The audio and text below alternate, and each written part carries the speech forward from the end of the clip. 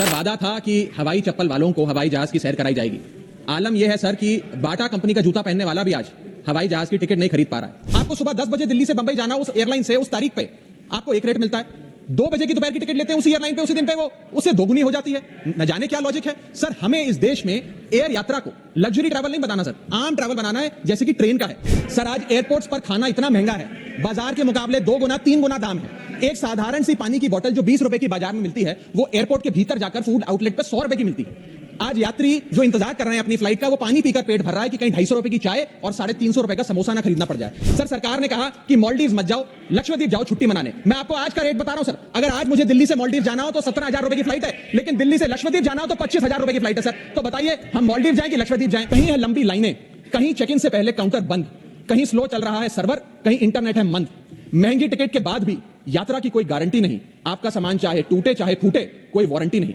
जो हाल है बस अड्डों का, वही तस्वीर आती है एयरपोर्ट से। चाय हो या समोसा, नहीं मिल रहा 500 रुपए के नोट से। मैं इस देश के आम हवाई यात्री का दर्द आप सबके सामने रखना चाहूंगा।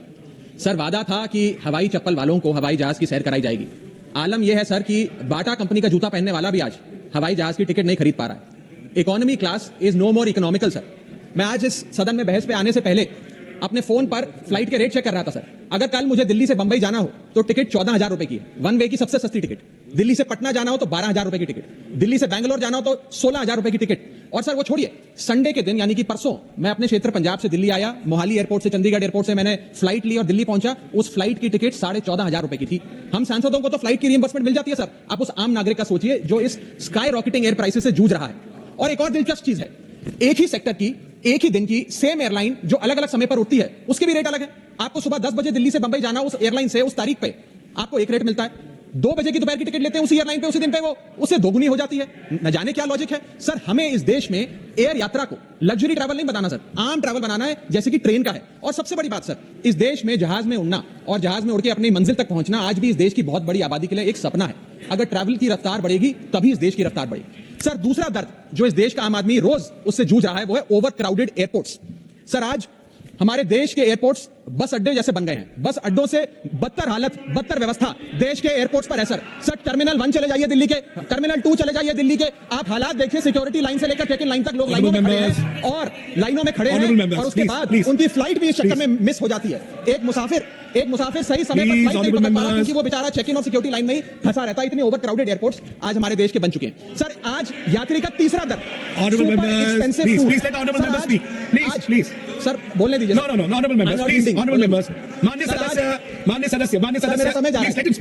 सर आज एयरपोर्ट्स पर खाना इतना महंगा है, बाजार के मुकाबले 2 गुना 3 गुना दाम है।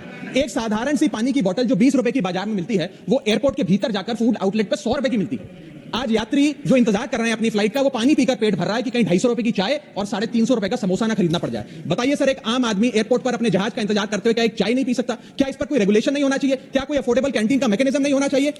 चौथा दर्द जो आज इस देश के आम यात्री को सर सहन करना पड़ रहा है, वो है पुअर कनेक्टिविटी। आज इस देश के कई टूरिज्म स्पॉट्स पे, कई फेमस शहरों तक जहाज की यात्रा नहीं पहुंचती, फ्लाइट्स नहीं पहुंचती, एयरपोर्ट नहीं पहुंचती। कई शहर, अधिकतर शहर ऐसे हैं जहां पर एयरपोर्ट्स नहीं है। इंसान को जहाज लेकर, जहाज से उतरकर कई घंटों का बस का और गाड़ी का सफर तय कर अपनी मंजिल पे पहुंचना पड़ता है सर। सरकार ने कहा कि मालदीव मत जाओ, लक्षद्वीप जाओ छुट्टी मनाने। मैं आपको आज का रेट बता रहा हूं सर। अगर आज मुझे दिल्ली से मालदीव जाना हो तो 17,000 रुपए की फ्लाइट है, लेकिन दिल्ली से लक्षद्वीप जाना हो तो 25,000 रुपए की फ्लाइट है सर। तो बताइए हम मालदीव जाएं कि लक्षद्वीप जाएं? सर चौथा दर्द जो आज पांचवा दर्द जो आज एक आम यात्री को महसूस करना पड़ रहा है, वो है sir flight cancellation and delays. Sir एक आम नागरिक अपनी मंजिल पे, अपनी डेस्टिनेशन पे पहुंचने के लिए, जल्द पहुंचने के लिए कभी कभार ट्रेन यात्रा या बस या गाड़ी की यात्रा नहीं करता, वो महंगी टिकट खरीदता है। महंगी टिकट खरीद के अपनी मंजिल पे समय पे पहुंचना चाहता है। और कुछ ऐसे भी लोग हैं जो आर्थिक तौर पे सक्षम नहीं है, लेकिन आपातकालीन परिस्थितियों में, इमरजेंसी सिचुएशन में वो भी महंगी जहाज की टिकट खरीदकर जहाज की यात्रा करना चाहते हैं, अपनी मंजिल पे पहुंचना चाहते हैं। लेकिन क्या वो अपनी मंजिल पे समय पर पहुंच जा रहे हैं? निर्धारित समय से 3 से 4 घंटे लेट आज जहाज चलते हैं। और खासतौर पे छोटे शहरों के जो एयरपोर्ट्स हैं, वहां पर तो मैक्सिमम डिलेज देखे गए हैं सर 1 kg अगर एक्सेस बैगेज हो जाए तो फ्लाइट आपसे हजारों रुपए का किराया वसूलती है, लेकिन कई घंटों के डिले के लिए क्या फ्लाइट हमें कॉम्पनसेट करती है? मैं आज माननीय मंत्री जी को कहना चाहूंगा कि कुछ ऐसा मैकेनिज्म बनाए कि हर घंटे के फ्लाइट के डिले के लिए एयरलाइन आम यात्री को कॉम्पनसेट करे, उसकी जेब में पैसा डाले। इसी के साथ साथ हर महीने एक चार्ट जारी होना चाहिए कि किस सेक्टर की कौन सी एयरलाइन ने कितने घंटे का डिले, किस सेक्टर की कौन सी एयरलाइन ने कितने घंटे का डिले यात्रियों को दिया। और इसी के साथ साथ सर छठा दर्द जो आज के भारत देश के आम यात्री को महसूस करना पड़ रहा है सर, वो है लैक ऑफ अफोर्डेबल ऑप्शंस। जो अभी मेरे साथी भी बात कर रहे थे कि इस देश में 90% एयर ट्रैवल 2 एयरलाइंस के पास है, 90% मार्केट शेयर 2 एयरलाइंस के पास है। यानी कि एक हमने कार्टल क्रिएट कर दिया, डुओपोली क्रिएट कर दी, यानी कि वो मन चाहे दाम पे मन चाहे सर्विसेज देंगे, क्योंकि कोई कंपटीशन ही नहीं है, कोई प्रतिस्पर्धा नहीं है। भारत सरकार पॉइंट ऑफ ऑर्डर यस न जाने सर, मैं तो एयरलाइन का बोल रहा हूं तो भी पेट में दर्द हो रहा है। सर इतनी विशाल जनसंख्या वाला हमारा देश है, और इतनी विशाल जनसंख्या वाले देश में मात्र 2 ही कंपनियां हमारा पूरा एविएशन सेक्टर चला रही हैं। सर सरकार लाई एक स्कीम जिसका नाम था उड़ान, जिसका फुल फॉर्म है उड़े देश का आम नागरिक। पर कैसे उड़े?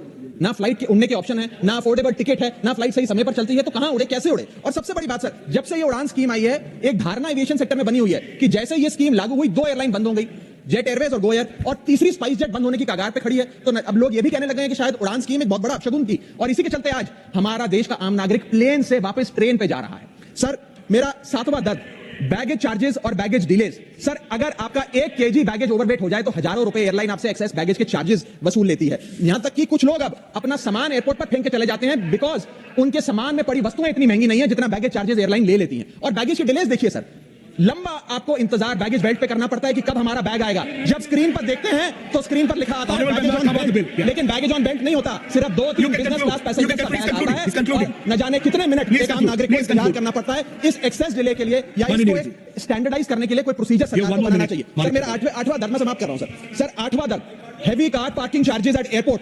सर आज आप एयरपोर्ट्स पर पार्किंग का ठेका किसी एक कंपनी को दे देते हैं और वो मनचाहे दाम वसूलती है। खास तौर पे छोटे एयरपोर्ट्स पे 200-250 रुपए प्रति घंटे की कार पार्किंग चार्जेस देनी पड़ते हैं। आज आप दिल्ली के एयरपोर्ट चले जाइए, 220 रुपए प्रति घंटा गाड़ी का चार्ज लगता है, और अगर आपने कोई कैब टैक्सी बुक कर ली तो उसका भी मोटा बिल आता है, क्योंकि वो टैक्सी वाला भी expensive car parking charges, airport charges अपने बिल में जोड़कर आपको देता है। सर ये था 10 फ्लाइट में चढ़ने से लेकर फ्लाइट में उतरने का। मैं अंत में 4 पंक्तियां सुनाकर अपनी वाणी को विराम दूंगा, और आज इस देश के आम नागरिक, आम यात्री का दर्द इन पंक्तियों में आप तक पहुंचाने की कोशिश करूंगा।